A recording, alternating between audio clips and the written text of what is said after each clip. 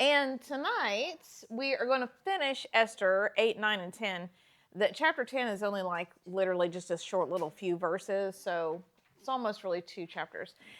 However, there's a lot of cool things. I hope that you guys have found out that Esther is deeper and cooler than you thought it was going to be. Yes. And we're going to go through some stuff at the end once we get through the narrative of, finishing up the story. There's some other cool things that we're going to go into as far as like things that are encrypted in the text. Sometimes you can find some really cool things that one of the fascinating things is that a lot of times the things that are encrypted in the text are actually have relevance to the story and the undergirded meaning throughout the story. You'll see when we get there. What? I've never heard that. I feel like at least once a week you guys have something to say about a word I use. But anyway. Anyway. Yeah, you're well read, Okay. Wait, why is it she's well read and then you come for me? I didn't. Anyway. All right. So. This is leftover from last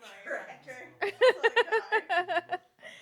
I'm starting out because we're at the point, in case, I'm just kind of assuming that everyone who's joining us knows the story up until now, because obviously we don't have time to go back through it. But when we ended last, Esther had outed Haman at the banquet. And so now Haman is dead because King Xerxes or Ahasuerus, there's screaming children in the back. He has Haman hanged or impaled. That the word actually means impaled. So Haman is dead, but now we still have the problem of the edict has been made for the destruction of all the Jews in the Persian kingdom. And the kingdom it's a big kingdom. There's like over 100 provinces. So it's not just that area that he's in, it's all of the provinces that he's over. That's where the edict has gone forward. And Persian law is that even the king himself cannot change it. Once it's been written in law, even the king cannot change it, but he can make other laws that would sort of serve as sort of like an amendment or something. Okay, so I started with a verse from Jeremiah 31:13. Then shall the virgin rejoice in the dance, and the young men and old together, for I will turn their mourning to joy, will comfort them, and make them rejoice rather than sorrow. I put that in there. I thought that was kind of a neat little verse. Okay, let's start with chapter 8, verse 1. On that day, King Ahasuerus gave Queen Esther the house of Haman, the enemy of the Jews. And Mordecai came before the king, for Esther had told how he was related to her. This is the first time that she reveals the relationship between her and Mordecai. So the king took off his signet ring, which he had taken from Haman, and gave it to Mordecai. And Esther appointed Mordecai over the house of Haman. Now Esther spoke again to the king, fell down at his feet, and implored him with tears to counteract the evil of Haman the Agagite and the scheme which he had devised against the Jews. And the king held out the golden scepter towards Esther.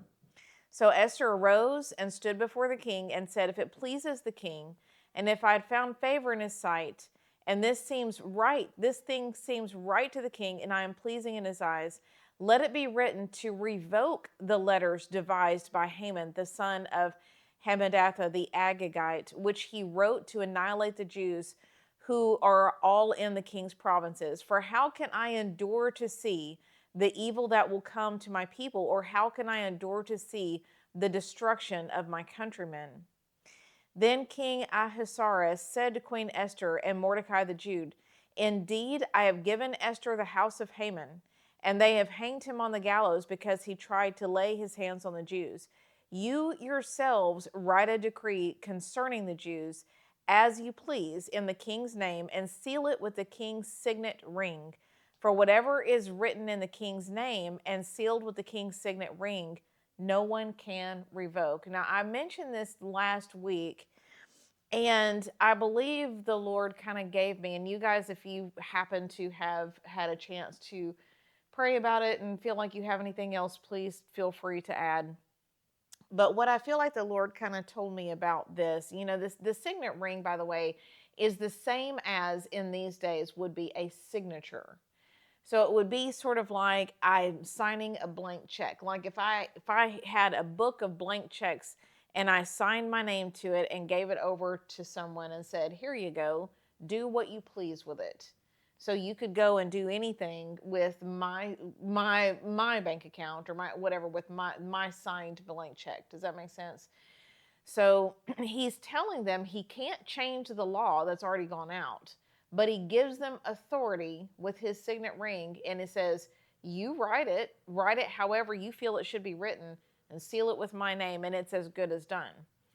So that's what a signet ring was, and it's had an impression on it that was basically his signature, or what they would consider his signature. So they could write whatever they wanted to write, seal it with a wax seal, and they would press the ring into the wax. And that would be as good as his authority, as good as the king himself saying, "This is my," this is basically like his words that are going forward. So I believe, and you guys, and by the time we get to the end of tonight and you see some of the deeper meanings of these events, I'm hoping that you'll kind of see also that I believe this, on the grand scheme of things, is kind of a picture, a representation of authority that's given to us, but it was taken from Satan himself. So, because remember, Haman first had the signet ring. And so the king takes the ring from Haman and gives it to Mordecai and says, "I can't revoke what Satan's done or what Haman's done, but I'm giving you authority, and so you use it." And and so in this way we have authority in the king's name to play a role in our own untangling. Does that make sense? Because we have, everybody in this Christian walk has their own untangling to do from sin, from our own destruction. Our destruction has already been decreed. And honestly, back in Genesis, who was it that handed the signet ring to begin with over to Satan?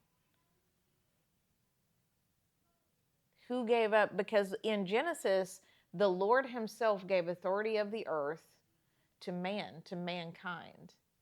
And it was at the fall that we enabled Satan to, death and destruction came at that time.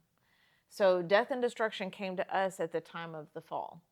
We were under the protection of God himself. There was no curse until we literally handed it over. And when Jesus redeemed us at the cross, that was basically him taking it back, giving us the ring, giving us authority. We can't undo what has been done, basically. And Satan still has a certain amount of reign. There's a certain amount of destruction that he's already basically done. But we do have authority under Christ. And that means, and I know that you guys in this room know this, but just in case it's not known to somebody or well understood, it doesn't mean, that's not the same thing as I believe I'm going to have a Cadillac, and so I'm going to claim I have a Cadillac and, name it and claim it in Jesus' name, and then believe we have authority to get a Cadillac. I'm saying that just off the top of my head, just to kind of make a point. You guys know what I mean? What that means is if we're exercising authority in the name of Christ, in his name, it means something that he has decreed already, something that is in agreement. It has to actually be in agreement. He has to give us authority in order for us to use it. Does that make sense? Okay. All the moms leave. We don't know who's crying. It's been found out. So this decree, the ring and the second decree, did I finish that? I did. Okay. The note. This event happened a little over 2 months after Haman's decree. That left the Jews 8 months. Sorry, y'all, for the typos. You guys know that I'm usually very tired, and half the time I don't have my contacts in when I'm doing this, so I'm sorry for all the typos. Surely I thought this was just the way that it's written for Jewish people in the law, because you'll be like, there'll be six, what is it? It's the David thing. It's like 36 weeks of 36 weeks, or whatever all that is. It's like 8 months to me. It's like the same as like you just think I'm just doing some fancy stuff. because No, that's like how it seems. that's to a be typo. written Oh in yeah, the Bible, you know what I'm saying? right, yes. Whatever. No, sorry. So the Jews had 8 months to prepare themselves for the conflict. So what they do, sorry, I probably put that in an awkward place in the story, in the narrative. I'll circle back in a second. Hello. So the king's scribes were called at that time in the 3rd month, which is the month of Sivan, on the 23rd day, and it was written according to all that Mordecai commanded to the Jews, the satraps, the governors, and the princes of the provinces of India and Ethiopia, 127 provinces in all, to every province in its own script, to every people in their own language, and to the Jews in their own script and language. And he wrote in the name of King Ahasuerus, sealed it with the king's signet ring, and sent letters by couriers on horseback, riding on royal horses bred from swift steeds.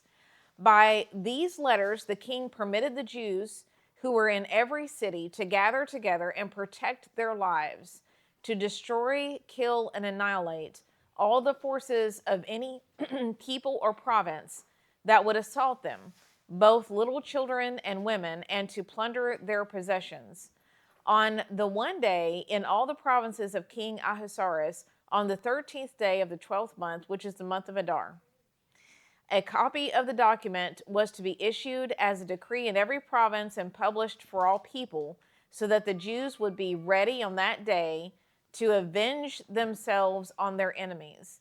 The couriers who rode on royal horses went out, hastened, and pressed on by the king's command, and the decree was issued in Shushan the citadel. So Mordecai went out from the presence of the king in the royal apparel of blue and white, with a great crown of gold and a garment of fine linen and purple. And in the city of Shushan rejoiced and was glad. And the Jews had light and gladness, joy and honor.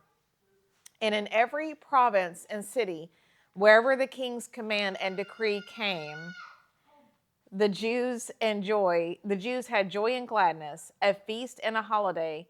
Then many of the people of the land became Jews because the fear of the Jews fell upon them.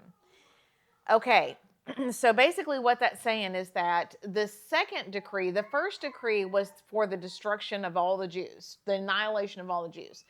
The second decree that Mordecai wrote and used the signet ring was giving them permission to gather together and to defend themselves. So now they had 8 months to prepare, and they were to gather together and be ready to defend themselves for this day. So the first decree for destruction, but now the second one, they can't undo that one, but it's saying, okay, now you can gather together and defend yourselves. So that's where y'all follow me so far? All right, now I put in here because I found it in some commentary and I thought it was worth a note. And I'll be honest with you guys and say these are food for thought. There's some areas of life that this is still difficult for me to flesh out. I'll be honest. There's some things that are still difficult, and I think that men and women tend to look at these things differently. I mean, we're put together in teams such as marriage, but not only marriage, life in general, the world, in order to iron sharpens iron, in order to give each other perspective on scenarios. So I have a feeling that the men and women may have an initial response to circumstances in life that might be different as far as what the difference is between retaliation and retribution. Um, so, retaliation, let's say someone wrongs you and you go to exact justice, that would be retaliation. Retaliation is personal, punitive, which means punishing. It's to try to exact punishment. Angry, bitter, and vindictive. Okay, that we all agree with that. Retribution, on the other hand, which is from God, is impersonal, it's moral, it's more consequential, judicious, and just. There's a principle of faith found. We have a role to play in our own deliverance, and we are expected to apply the word to our walk. Here's a for instance, and then you guys look confused. I'm going to circle back. For instance, is in Joshua 1:8. In Joshua, the book of it says, this is a quote: "The book of the law shall not depart from your mouth, but you shall meditate in it day and night. You may observe to do according to all that is written in it. For then you will make your way prosperous, and then you will have good success. Have I not commanded you? Be strong and of good courage. Do not be afraid, nor be dismayed, for the Lord your God is with you wherever you go." They had been commanded in the book of Joshua, they had been commanded, this is before they go into Jericho. God gave them the command to go into Jericho to usurp the land of God's enemies. So they'd been commanded to go do this, and so that would be considered retribution. Okay, taking back for the sake of the Lord something that is rightfully belonging to them, but because the Lord commanded it, not because they just wanted it or thought they deserved it. You guys follow that so far? Like what you reap is what you sow type of thing too. Like God gives the retribution. Yes, God gives the retribution. So there's area. Seems petty. Retaliation does seem petty. Revenge versus justice. Now that can get muddy when it comes to areas such as okay.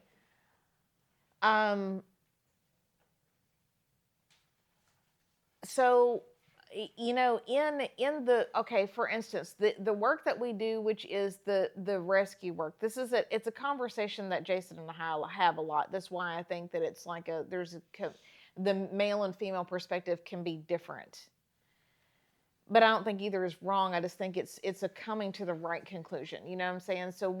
So there's times where we are aware of places where probably kids are being abused. Like we literally GPS coordinates right here, this place, this shed, this barn, whatever. And let me tell you, the temptation to just go in guns blazing. And I can't tell, I don't know the answer, y'all, all the time. I don't know the answer all the time. Do you know what I'm saying? It is very difficult sometimes to flesh out what is right and what is just, what is of God and what is not. Especially when it can feel personal if you yourself are a victim to that same type of abuse. Which Jason and I both are victims in different ways. You know, we have different past, but in different ways we have childhood abuse. And so it can get really muddy when you're talking about those areas of like what is right at different times. Where's the line? Where's the line between retaliation and retribution?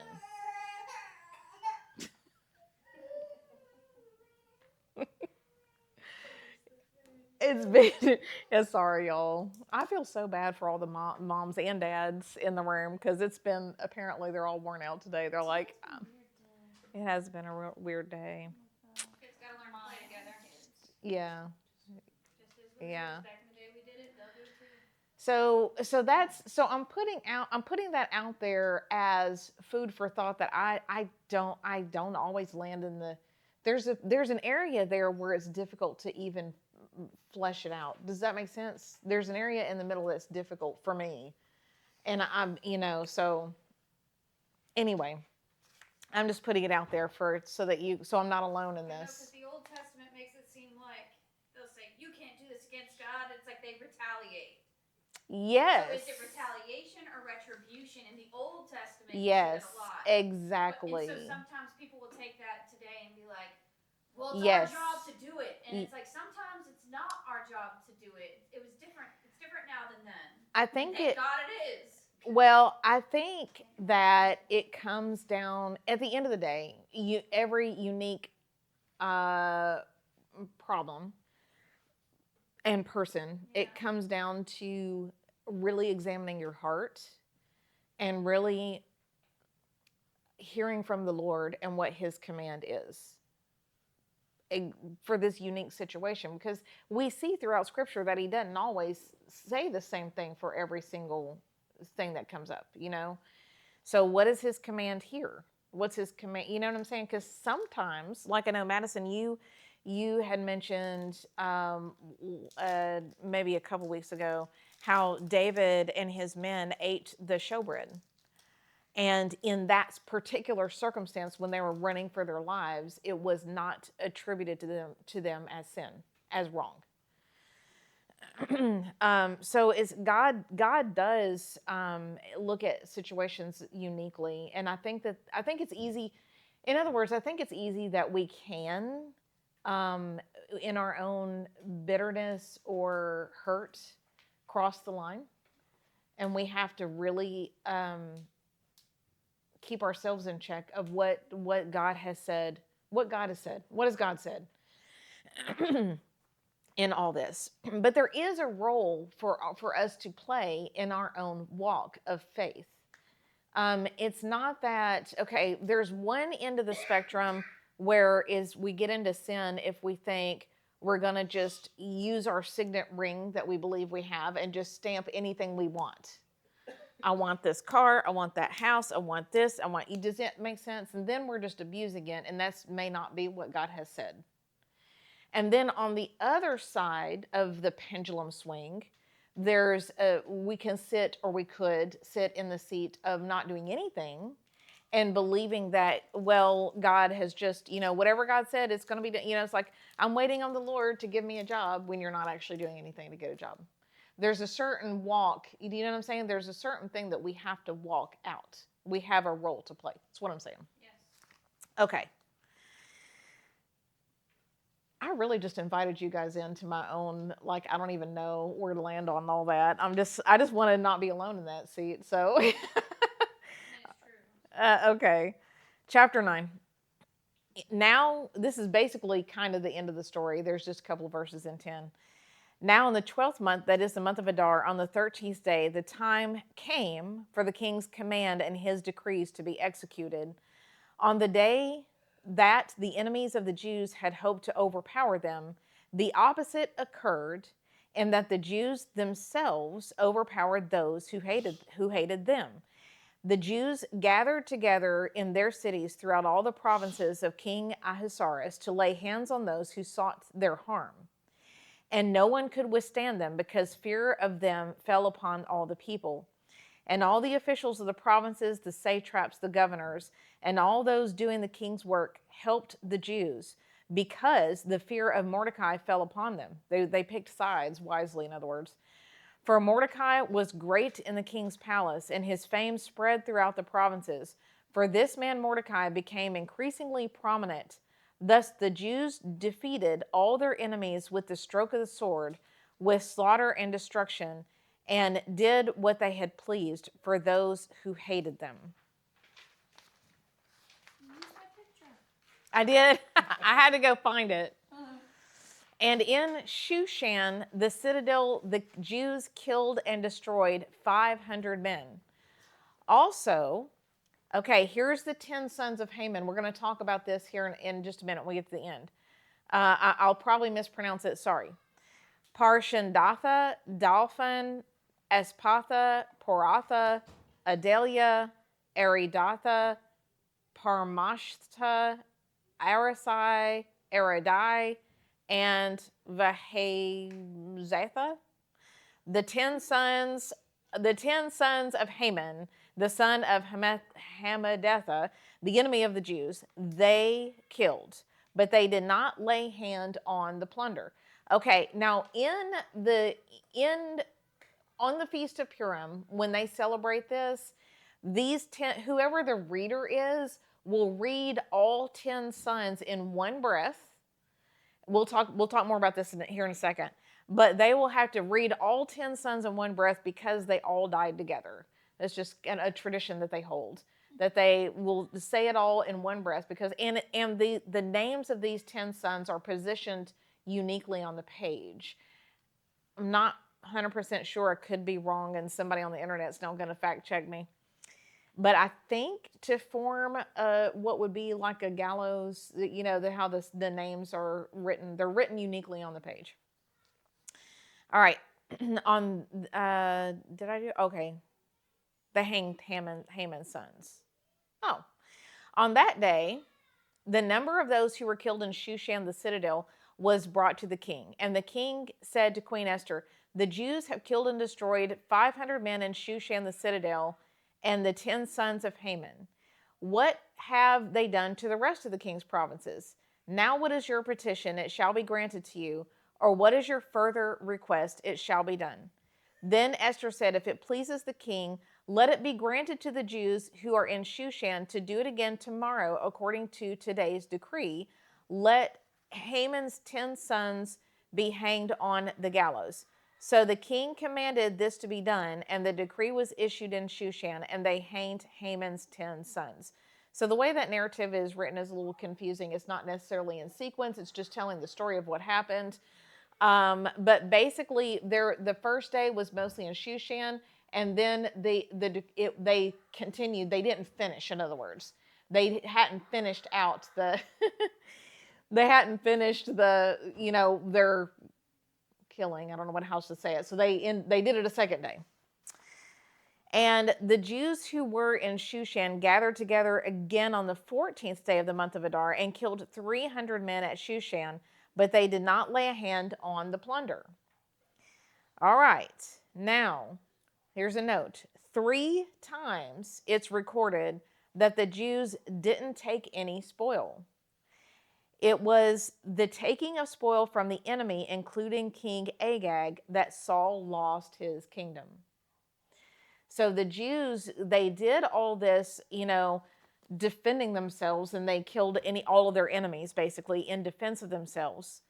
And 3 times it is mentioned, which I think is, it almost looks forward to. Remember how when Peter denied Christ 3 times, and then after Jesus was resurrected and he came and he asked Peter 3 times, "Do you love me? Do you love me? Do you love me?"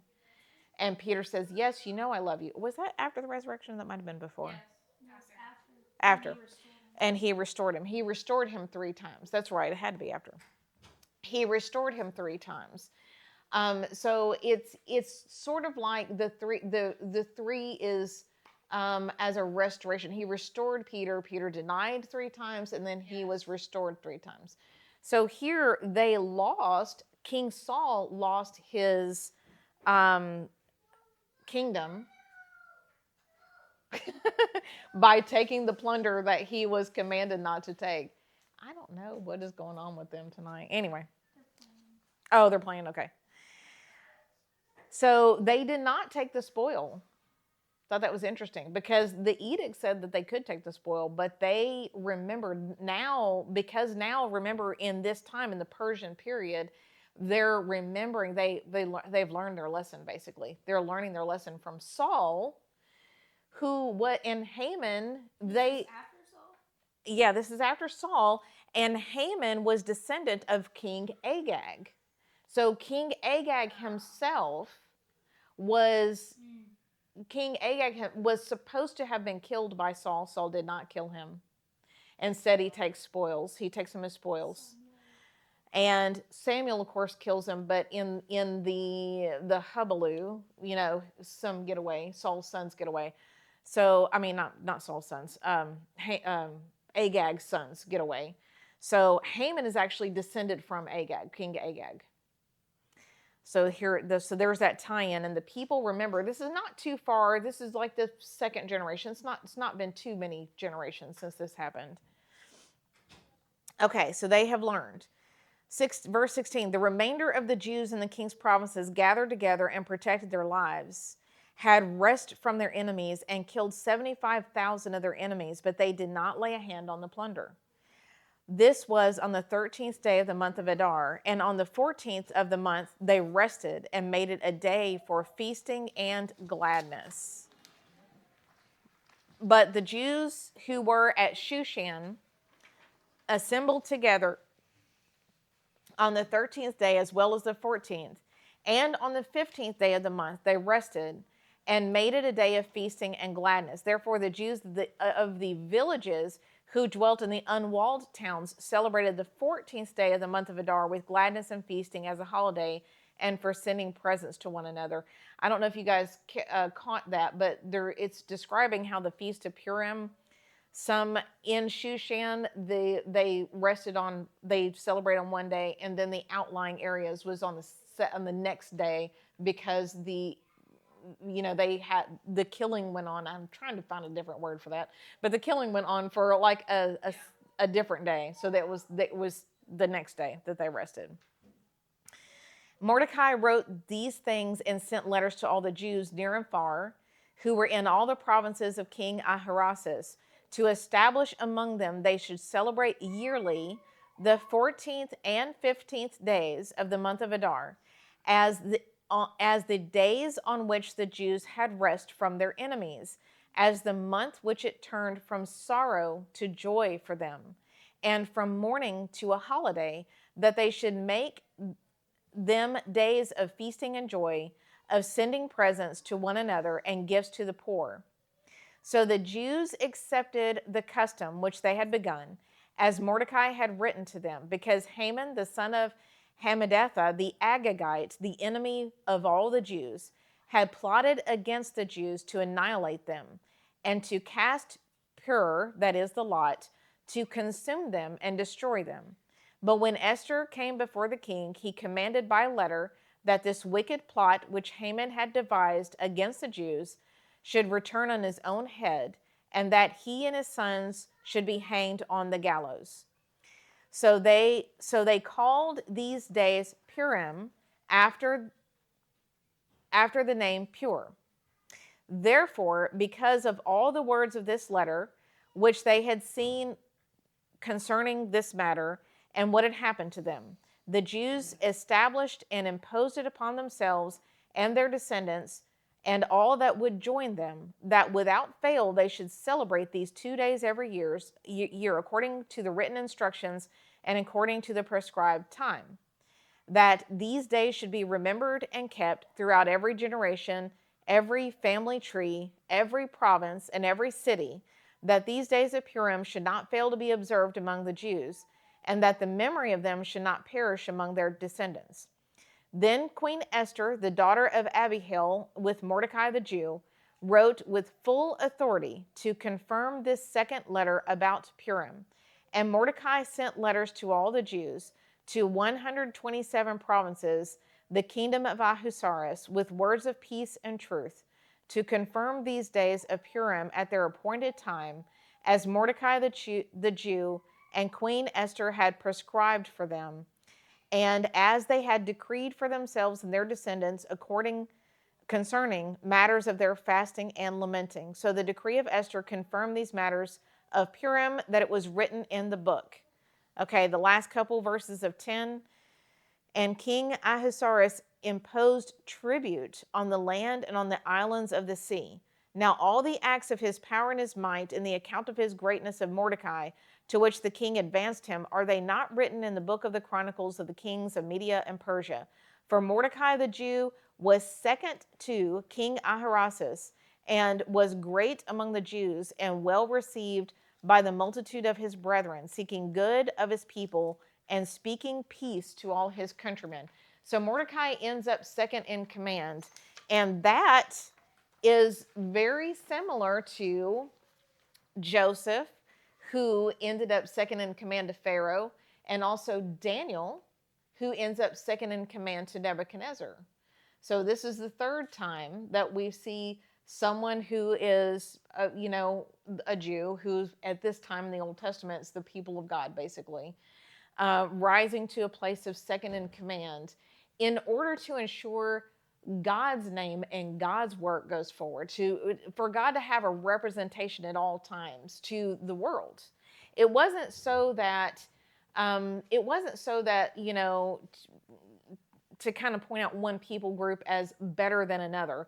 It was they had been given the role to represent the one true God at this time in the Old Testament. So God makes sure he has a representation to the world. Make sense? All right, now that is the end of the narrative of Esther. And so I hope that we're going to talk about some of the encrypted, some of the codes that are in this book. And I think that it'll actually add some depth of meaning to the whole story. And hopefully everybody can, remember everything we've talked about thus far. Because there's actually a lot more depth to this story than is at first blush, at first glance. One of the things that's interesting about this book is that it's a book of the Bible that God's name is not mentioned overtly, but it is encoded. And some of the Hebrew people, they were very into acrostics and codes. And there's some Psalms, you see it in the book of Psalms. There's a couple of Psalms that use an acrostic. An acrostic, in case you don't know, is like, it's like, your name is Mariah. M is for, I don't know, most loved. A is for adorable. R is for, that's an acrostic. You guys have seen those. So in the Hebrew text, they use a lot of word plays and puns and acrostics and all that kind of. It was part of what they did a lot, actually.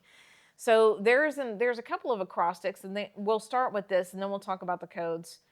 The name Yahweh, as it's written in Hebrew. Now, of course, this is not in English. This is in the original Hebrew text. Okay. The name Yahweh is encrypted, and I'm sorry, I do know how to spell encrypted, y'all. These are typos in here. Sorry. In chapter 1, verse 20, this verse says, "When the king's decree, which he will make, is proclaimed throughout all his empire, for it is great, all wives will honor their husbands, both great and small." That decree is spoken by Mercuman, which is Xerxes, one of his eunuchs, okay? Yahweh is encrypted as an acrostic, and it is formed by the initial letters of 4 words. That may not seem like a big deal at first, but hang with me, okay? So you can find it as an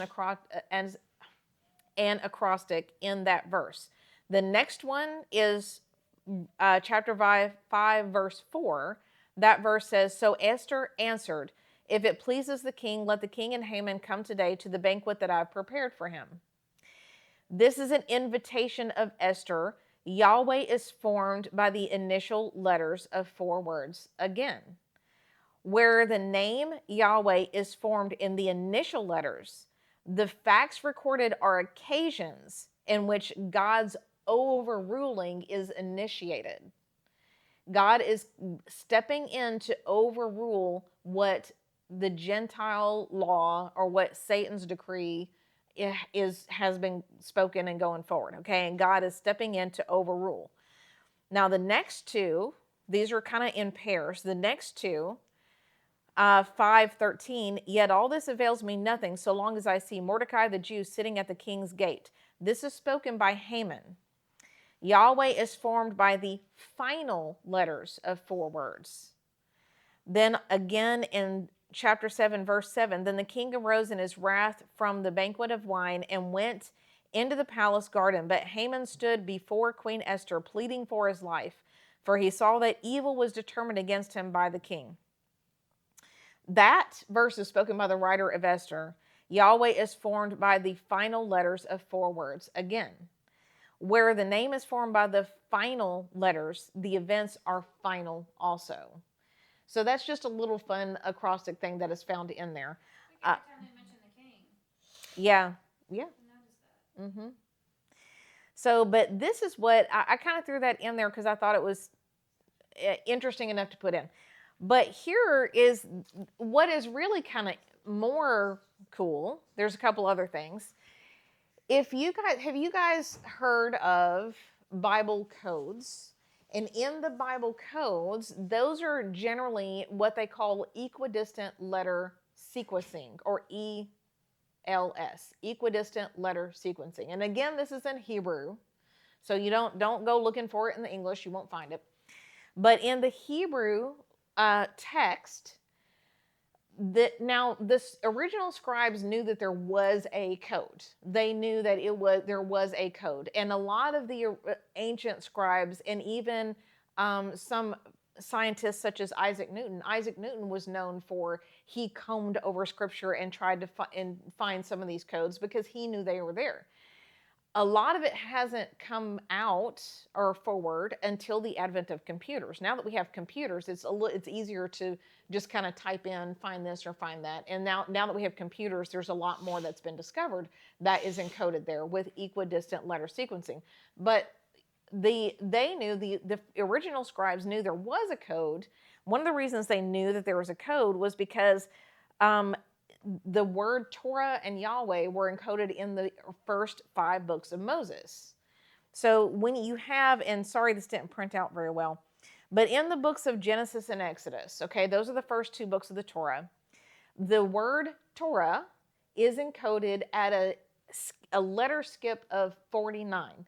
49 is 7 times 7. And so you know that there's lots of 7s in Scripture, right? That's a divine number in Scripture. So 7 times 7 is 49. So at a letter skip of 49, there is the word Torah in both of those books. Now, it doesn't appear in the middle, the 3rd book. I'll come back to that. That's Leviticus. That's the law. But in Numbers and Deuteronomy, you see Torah also again in a 49 skip distance, but it's backwards. Sorry, y'all. I feel more sorry for the moms tonight than I do the kids. I don't know what the kids are doing. They'll get over it. But the poor moms. Jeez. So in Numbers and Deuteronomy, you see Torah spelled backwards. But so the first 2 pointing one way, last 2 pointing the other way, to the book of Leviticus, which is the book of the law. And in the book of the law, in a number 7 skip sequence, you find the name of Yahweh. So the Torah is pointing to Yahweh. And when Jesus came and he said, all of Scripture speaks of me, he wasn't kidding. All kinds of ways it speaks of him. So they knew, because that one was kind of an easy one to find. The 49 skip and the 7 letter and the 7 skip. That was kind of an easy one. So they knew there was a code. So they spent a lot of time trying to, 1, 2, 3, 4, 5, they'd have to do it the old-fashioned way. So it was harder. But one of the very cool things that you can discover about these Bible codes when they appear, not just the fact that they're there, but the fact that they appear in unique relevance to the area, the very chapters that they are in. So it's not just the fact that they're there, but they appear in relevant sections. And I'm not trying to make some mysticism out of the Bible codes. I'm going to kind of circle back to what to make of that in just a minute. I'm just pointing out these facts that they're there. Here they are, right? One of the things we see is in Isaiah 53. Now, we just finished Isaiah for those of us who are here. So we saw how Isaiah 53 is it's the gospel. It's the gospel of the Old Testament. It is a prediction of the cross, Jesus' work of the cross, Isaiah 53. Now, in that, the Bible codes that are in that very chapter, here are some of the things, and I didn't even find them all to list them, but I'll tell you what they are. Here's some of the things encoded in that chapter. Yeshua is my name. His signature, Messiah, Nazarene, Galilee, Shiloh, Pharisee, Levites, Caiaphas, Annas, Passover, the man Herod, wicked Caesar Parish. Sorry, I'm having trouble reading my own thing. The evil Roman city, let him be crucified. Moriah, cross, pierce, from the atonement lamb, bread, wine, Obed, Jesse, seed, water, and Jonah, the sign of Jonah. Those are all encrypted in that chapter. They're all pertaining to the event of the cross, and they're all encoded in this chapter. Now, the thing that I was looking for that I couldn't find that I would have put in here was the fact that also all of the names of the people who were at the cross are also encrypted in Isaiah 53. So you find Mary, Mary Magdalene, John, all the disciples, except for there's a disciple not listed, Judas, does not appear in Isaiah 53. Mariah, your face. She's like, Judas, he ain't there. But I'm just pointing that out, giving it some credibility before we go on. Y'all with me? Yes. But I will say, since I'm talking about it, this is not to make it into, it's very similar to how God says in the book of Genesis that he sets forth the greater and lesser lights in the skies, the stars, the moon, the sun, the constellations, to set forth for times and seasons and signs for the world, signs for himself. But to carry that forward into what we would call today astrology, that's taking it into an area that would be witchcraft.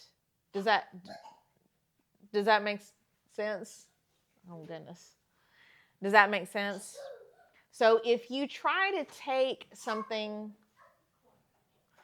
so sorry, God help Madison in Jesus' name right now, and God help Dorothy. It's rough. Whew. Okay, so to take forward something that God commanded, or he set those things for, he set them in place for our learning to reveal himself to us. So the original, in case you haven't seen it ever, the original constellations tell the Gospels. What we know now today as the astrological signs are actually a perversion that was adopted later on, which has now become witchcraft. The original, it was originally speaking of the Virgin Mary, all the way to Leo the lion being Jesus coming back as the Lion of Judah, so and everything in between. So it tells the story of the Gospels in the stars. It was later on perverted and used as witchcraft, fortune telling, and it preys on our own ego and our own what's special about me. That's why everybody gets into astrology. I'm a this sign. What does it say about me? What is my fortune for today? What's going to come to me today? What's going to come to me later? Where's my true love? It's all me centered. So if you have any confusion about any of that, is it centered on me or is it centered on God? That should be your clue as to what category it would fall in. So the original plan was to reveal God, the times and seasons and that thing. So the Bible codes, the ones that, because they are there, what do you do with it? What do you do with the fact that they're there? They are there in order to authenticate that he wrote it. It's kind of his way of his signet ring, his signature, that these are his words. It's not the only way. Prophecy is the spirit of prophecy, is what he says is that because he gets everything 100% done on right. That's what you will know that I am God because I've told you these things from the beginning. So that's what he himself has set forth as, this is how you'll know that I am God. So, okay, now I got lost in my own thoughts. Um, anyway, so what we don't do with Bible codes, and what do you think people are doing as soon as computers came online? What do you think people are doing? Looking for all codes. Looking for all the codes. What does it say about this? What does it say about that? Is my name in here? Are we in here? Where's America? Where's this? Where's that? And they've found some stuff. Usually you don't find it till after it happens because it's like we don't know the future. But after it happens, you can go in and find some stuff. There's some stuff in there. But to try to use it as divination or that kind of thing would be where you cross the line into, okay, that's not what. We see examples of that in the church, the modern church era today. We see there's signs and wonders, but Jesus himself said an evil and perverse generation seeks a sign. So where we cross a line is running after and seeking a sign. I remember back in the day, and I'm going to say this out loud, but I hope it doesn't offend anyone. But I remember when Nicole and I, when it in the heyday of what we remember as the beginning of that charismatic movement. I can say this because everybody else is younger than us in here, and you guys had no part of that. But except for being little kids, you know what I'm saying? But what I remember is a lot of church hopping. And what people would say back then is they're saying, I'm following the Spirit. I'm following the Spirit. I don't feel the Spirit here. I'm going to go follow the Spirit. And that's what they said. But truth be told, what they were doing is they were following the circus. They were following signs and wonders. And they're still doing it today. So, but the Lord himself says an evil and perverse generation seeks after a sign and wonder. But he used signs and wonders to authenticate his work and his message. There's a line. It may seem subtle to us, but there is a line. The line is, so he had his people, the apostles, the disciples, the early church, and signs followed them.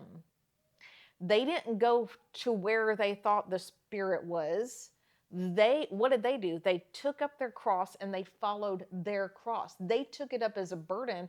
Most of them were martyred. They were beaten, shipwrecked, persecuted, martyred. They had a hard walk because they were following Christ. They were following his footsteps. And when John and James asked, or their mother asked, hey, can my son sit on your right or left? His answer to them was, you don't understand what you're asking. Can you drink the cup from which I drink? And they said, oh yeah, we can. They had no idea what they were asking. And so he answered, you will drink of the cup, but for those seats, it's not mine to give. That's for the Father. So their walk was difficult. Now, it had moments of joy, but our calling is to take up our cross and follow him, to crucify the flesh. And when you make yourself a true and authentic disciple of Christ, and when and if we can manage to crucify the flesh, which is harder and harder as we live in this era of comfort, if we manage to crucify the flesh, then guess what? Signs and wonders may follow us, but it's not ours to decide. The gifts come from God and from the Father. Do you know what I'm saying? And it's not really ours to give. It's not something to grasp. It's not grasping at a mantle. It's not mantle grabbing by grave soaking and weird stuff. Not something to seek. Not something to seek. It's given, bestowed upon you. You can't seek it. Right. Now, we are told in the book of Acts to ask the Lord, but not to run hard after it. Am I making sense? I'm trying not to be muddy, but I realize that there is, it's a fine line. It can be a fine line. But our job, if we can just understand that our job is to crucify the flesh, lay our life down, and allowed Jesus to live his life through us. No, it's no longer I, but him who lives. at that point in time, he's living through us, then signs and wonders may manifest. But taking it, because now it's been discovered truly that some, and I know this is really, it's so painful to see that some of our favorite people from the past were getting their words of knowledge and prophecies by scouring Facebook and by putting glitter in the air vents and by and make and calling and dropping bird feathers and calling it angel wing feathers and those kind of frauds, in order to authenticate themselves, in order to make themselves. And guess what? And this is still going on today, by the way. And guess what happens in those rooms? People flock to it. They can't wait to be in the room. I want angel dust. I want gold dust. But it's not, you might get it, but so? Do you know what I'm saying? And then what? What good is that? Do what? I just don't think that happens. Yeah, I mean that kind of thing. Yeah, she says I just don't think that happens. Who am I to say? But Right. man, It's funny I know. how these types of things happen. I remember in the heyday of, I don't want to say it was charismatic because I was young and I didn't really know what I was talking about. Mm-hmm. But there was a particular person giving all these words, and she was going to prophesy over the entire, youth. Mm-hmm. And like the crowd of like, what about me? What about me? What about me? And Yeah. then here I am, like, I'm not going to step up there. Like, if Yeah. God says, and then there's no word given. Or Yeah. it's a word that's negative and derogatory. And I'm like, Yeah. that is an interesting perspective. Yeah. And it's funny how those types of things can, like, sincerity can be like, I don't know. It's a weird attack type thing on people that don't seek after it. It's so, yeah. it's such a fine line because then you can shut the door completely on the move of the Holy Spirit because it's been portrayed so ugly. And I think that's what happened in the church we were at because it had gotten out of control and horrible. So then it was shut, the door was shut. So then there was a time when people were curious about it because it wasn't anything that was being taught. And so it was just like a cycle happening again. They were chasing after the stuff that Because what is right is to want to hear God. There's nothing wrong with wanting to experience the presence of God and hear God and have communion with God. Those are good, right things. But we're so easily seduced. You don't need signs and wonders to hear him, though. That's You true. can hear him yourself. That's true. And It doesn't. That's the problem in this generation. Yeah, it's true. Everything is done for us, so we don't want to. We don't want to take the discipline it takes to actually hear God. We want to hear about the word we want to hear about. We don't read the word for what it says. We read it to find our own motive. Yeah. You really have to, like you said, like crucify yourself and like God, because you won't hear him if you're not trying to hear him. Yes. Like he's not going to speak to your. I mean, sometimes God speaks to our motive, but he's so wonderful that he wants to speak to us so much if we're receptive, and he'll find ways that speak to us in ways that we understand, and he just is so kind and good. And I wonder if we try to chase after the glitz, if we stumble, we just miss completely God wanting to talk to us. Right. I agree. And I think that it is something that we are all vulnerable to. I think as long as we're in this body of flesh, we're very easily seduced. And Satan is very good at seducing us into, and it's a very subtle shift. It can happen so quietly and subtly, and before you know it, you're in this. Do you know what I'm saying? And it's our own pride and ego.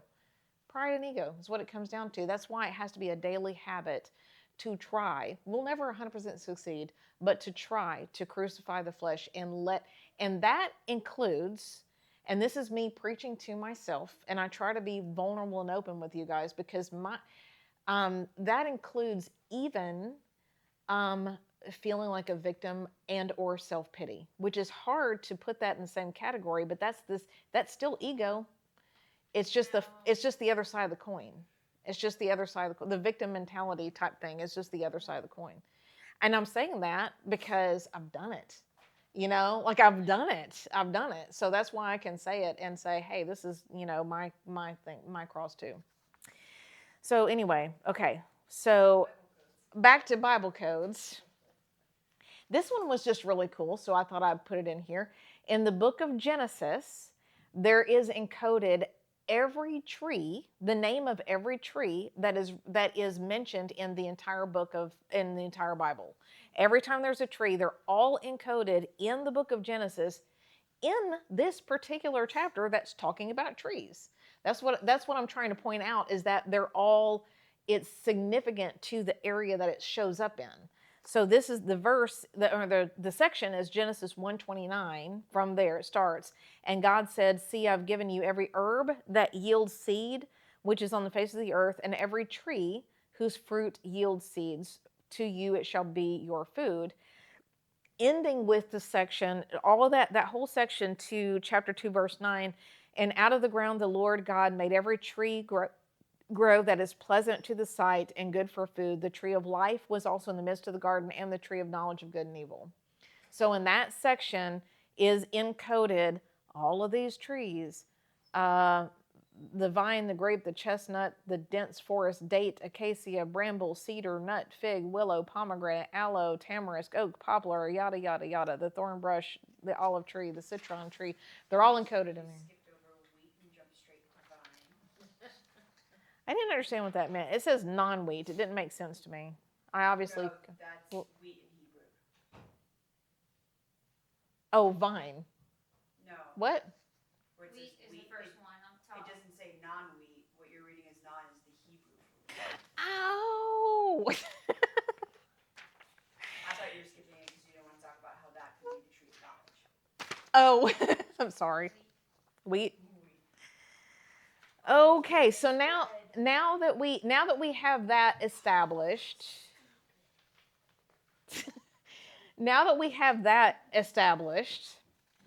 so what is encoded in the book of Esther? The name of God is encoded in Esther. And there's kind of some interesting places where it happens. Chapter 1, verse 3.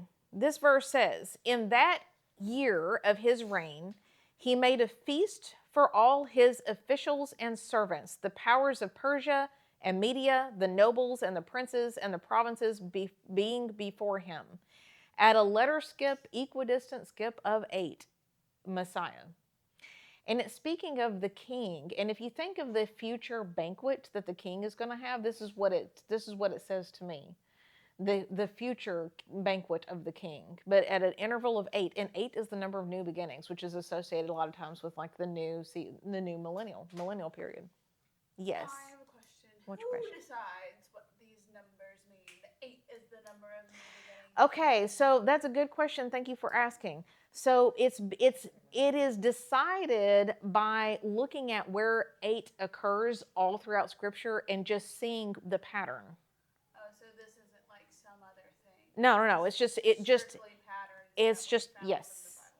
Yes, it is literally derived from where they occur in Scripture, and it tends to occur in places of new beginning. That's why 8 is the number of new beginning. Okay. That's a good question. All right, chapter 4, verse 7. Okay, and Mordecai told him of all that happened to him and the sum of money that Haman promised to pay into the king's treasury to destroy the Jews. At an interval of eight is the name Jesus. Think about the sum of money that Haman promised to pay. Does it sort of reminiscent of Judas and being promised the silver, the sum of money that he was promised in order to betray Jesus? That's just what I think. Chapter 4, verse 2. It says, he went as far as the front of the king's gate, for no one might enter the king's gate clothed with sackcloth. At an interval of 7 is the name El Shaddai, the Almighty. So you see there, to me, we can't enter into the wedding banquet we have to have the wedding clothes in order to go to the wedding banquet. Y'all follow me where I'm going with that? Yep. Chapter 3, verse 11 and 12, in these verses. And the king said, this one was kind of fun. And the king said to Haman, the money and the people are given to you. Do with them as seems good to you. Then the king's scribes were called on the 13th day of the first month, and a decree was written according to all that Haman commanded, to the king's satraps, to the governors who were over each province, to the officials of all the people, to every province, according to its script, to every people in their language, in the name of King Ahasuerus was written and sealed with the king's signet ring. At an interval of 6, it says, Haman and Satan stink. Do what? With the real, like. That's what it says. Okay, full disclosure, I'm not a Hebrew scholar. I'm finding this from commentators. That's something like we would say in the 90s. That's what, but I know, but that's what it says. I'm just the messenger. That's all. That's all. You smell That's funny. dog poop. Okay, so this is the last little point. Okay, I said I would circle back around to where the 10 sons of Haman are listed. 10 sons of Haman. Okay, they're number one. They're uniquely positioned on the page in the scroll of Esther. They're uniquely positioned. On the Feast of Purim, the synagogue reader reads these 10 names all in one breath. Sorry, y'all, for the typos. All in one breath because the sons of Haman all died together. All right, now here are what the name meanings mean. And I may not deliver this exactly correctly, but give me some grace. Where they are, I believe it's the conjunction or the verb. There's a reflexive form of the verb where it would say that it denotes back to yourself, back to the person that is in the subject. It's an interesting and unique form that it's written. It's a reflective verb that points back to the subject. Okay, Parshandatha, that's the first name. It means curious, but it's reflective. So what it actually means is like a busybody. Dolphin, the second son, means weeping, reflected back, self-pity. This is going to make sense in a minute. Aspartha means assembled self-sufficiency. Paratha means generous to yourself. Generous to yourself. Does this make sense? Spend thriftiness and indulgent. It's a pertaining to oneself. Generous to yourself. Adalia means weak, self-conscious, or inferiority. That's what I was describing a while ago. And like an inferiority complex is actually part of an ego. It's been hard for me to come to that conclusion, so I'm saying it out loud. It's for anybody who wants to join me. That's been a hard one for me to put to death. Eridath is the strong self to yourself, self-assertiveness, insistence on one's way. Oh, we have some children in the room that and that are insistent on one's way.